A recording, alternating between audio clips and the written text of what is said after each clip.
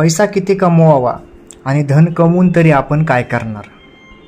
भौतिक सुखाच्या वस्तू घेण्यासाठी आपण हे धन, पैसा, संपत्ती कमवत असतो, परंतु हे कमावत असताना जीवन जगायचं मात्र राहून जातं. आणि मग शेवटी आपल्याला विचार केला तर आपण जन्मतानाही काही आणलं नव्हतं आणि नंतर मृत्यूनंतरही आपण आपल्यासोबत काहीच घेऊन जाऊ शकत नाही. याच गोष्टीवर संत तुकाराम महाराजांनी आपल्याला मार्गदर्शनपर अभंगातून सांगितलेलं आहे. संत तुकाराम महाराज हेच सांगतात की एवढं सर्व कमवून शेवटी तुमच्यासोबत काय येणार आहे?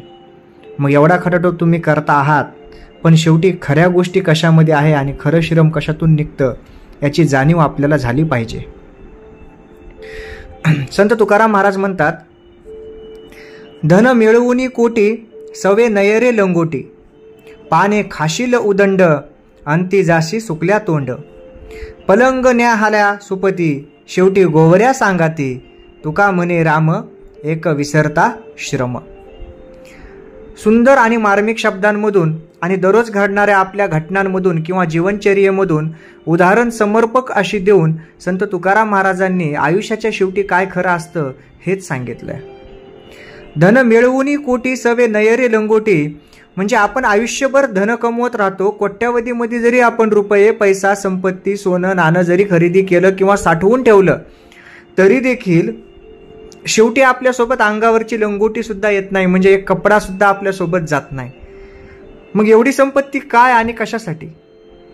बरं, ही संपत्ती चांगल्या मार्गाने येऊन चांगल्या मार्गाने गेली असेल किंवा वापरली असेल तर ठीक आहे, परंतु लुटून लुबाडून मिळवलेल्या संपत्तीमधून तरी काय सुख मिळणार?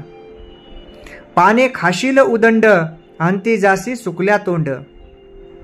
संत तुकाराम महाराज सांगतात, याचा अर्थ असा आहे की आयुष्यभर तुम्ही चांगल्या प्रकारचं अन्न सेवन केलं असेल, खूप काही खात राहत असताल, परंतु शेवटी मात्र तुमच्या तोंडात काहीच नसतं. सुकल्या तोंडानं, रिकाम्या तोंडानं तुम्हाला जावं लागल. म्हणजे आयुष्यभर तुम्ही ज्या पोटासाठी सारखं खात होतात त्यात देखील शेवटी काही जाणार नाही. पलंग न्याहाल्या सुपती, शेवटी गोवऱ्या सांगाती. आयुष्यभर तुम्ही विलासात जीवन जगला असताल, चांगल्या पलंगावर, गादीवर, सुखाच्या झोपी म्हणून तुम्ही घेतल्या असत्याल, परंतु शेवटी तो पलंग तुम्हाला पोहोचवायला येणार नाहीये.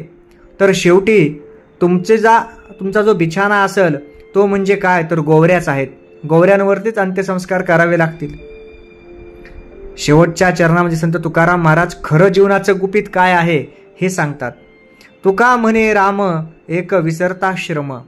शेवटी राम हेच नाव खरं आहे आणि जर आयुष्यभर या नामाचं स्मरण केलं, याच्या प्रती जर आपण आदरयुक्त भाव ठेवून आपलं कार्य जर सचोटीनं आणि प्रामाणिकपणानं पार पाडलं तर हेच खरं आपल्याला श्रम परिहार करण्यासाठी किंवा श्रम विसरण्यासाठी आणि ह्या आयुष्याचं सार्थकी करण्यासाठीचं नाव आहे. म्हणूनच ते सांगतात की आयुष्यभर तुम्ही किती कमवलं याला महत्त्व नाही, तर कसं कमवता आणि कसं तुम्ही त्याचा वापर करता याला खूप महत्त्व आहे. म्हणून आपण देखील या अभंगातून सारासार विचार करून आपला शेवट हा तरी चांगला व्हावा किंवा या आयुष्यानंतरचं जे काही असेल ते तरी सुखकर व्हावं, यासाठीचं काहीतरी धन कमवावं.